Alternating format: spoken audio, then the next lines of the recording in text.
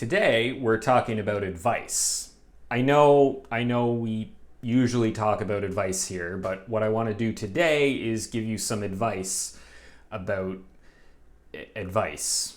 Specifically, the best way to use and implement advice as it pertains to writing, whether that advice comes from me or somebody else. God, I hope you're getting advice from somebody else other than me, please.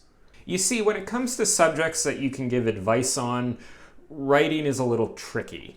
If I was teaching you how to build a fence or bake a pie or transplant a kidney, then the methods and steps that I share with you are largely transferable. Sure, you could put your own spin on it, and there are different ways to go about those things, and there's plenty of room for nuance to seep in and make advice inapplicable, but generally speaking, that advice would be fairly transferable. The steps I take towards success are probably going to be very similar to the ones that you need to take. Writing usually isn't that way, though, and I would say that's true of most really creative activities.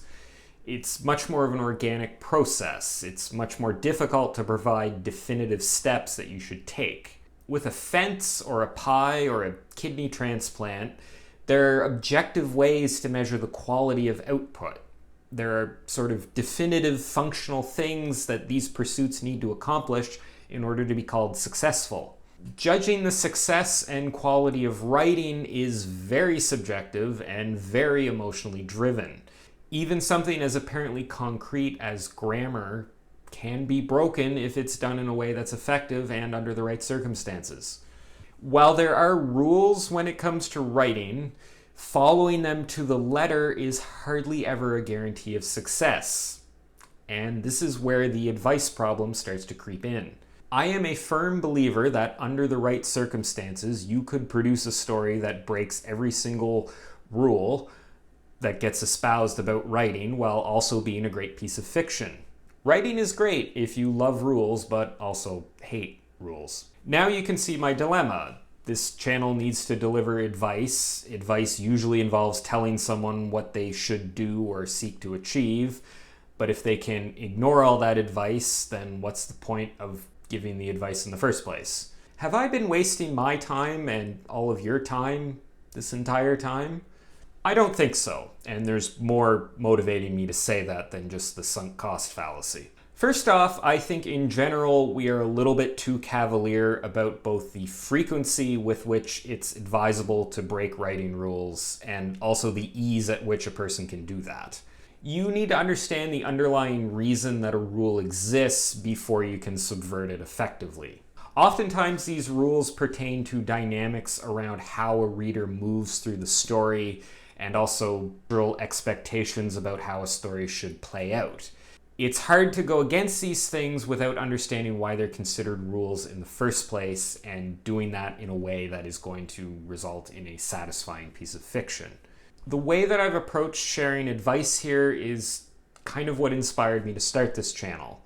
One of the most common responses I get from people when I tell them I like to write novels is, "Oh, I've always wanted to do that, but I never knew where to start." There's all sorts of advice on writing out there, spread across lectures and blog posts and even in books about writing books. The number of different voices and the density of information can be a bit overwhelming, especially if you're just starting out. One of my goals with this channel was to condense all of that information down into short, digestible chunks, focusing on specific topics. My hope being that someone who is overwhelmed but enthusiastic about writing can start to get their head around the process. The intent is not to give you an exact roadmap of how your stories or your writing should look, but rather share some of the elements and how they are usually approached in order to get you more comfortable with writing so that you can go on to develop your own style. I've probably said this before, but it bears repeating. I'm not a professional writer. Maybe someday, but not today. I've been writing for a long time and I've spent a lot of time researching and trying to improve my craft, but people still don't line up to give me money for my writing. That statement alone might be enough to drive some of you away, and that's fine. There's plenty of people far more accomplished in writing than I am who are giving advice out there. If you feel more comfortable getting advice from them, then that's fine. I really wanted to start a channel, and I really enjoy making these videos.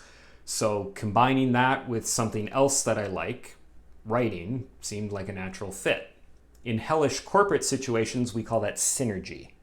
I try my best on this channel to avoid absolutist advice, which is why, for example, in the passive voice video, I emphasized that there are times when passive is better than active. And when we talked about show versus tell, I talked about all the times where telling might actually be better than showing. I personally feel that presenting the information in that way versus a hard and fast set of rules that you need to follow is a much better way to go about it. The problem with doing that is it makes things harder for my intended audience. When you're a new writer, having rules that you can focus on to make your writing better is going to be helpful for a lot of people, which is why sometimes I'm a bit more absolutist than I maybe should be. And what I share gets presented more as rules than maybe it should be. Even what I just said about rules benefiting new writers may not apply to everyone. Hopefully you can see my dilemma by now. Writing is a lot like quantum mechanics, in that I'm not a professional and maybe shouldn't be talking about it.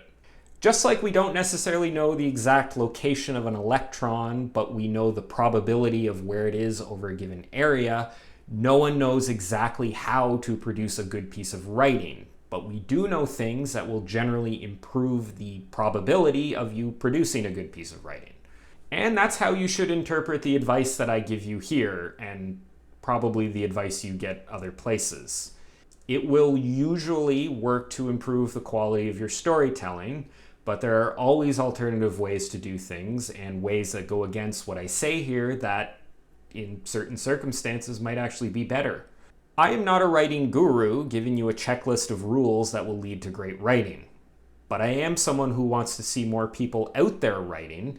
And if giving advice and rules to follow helps some people keep writing, then I can call that a success. Just like I'm calling this video a success, because it's done and I can go eat lunch now. So there you have it. I hope you found the advice in this...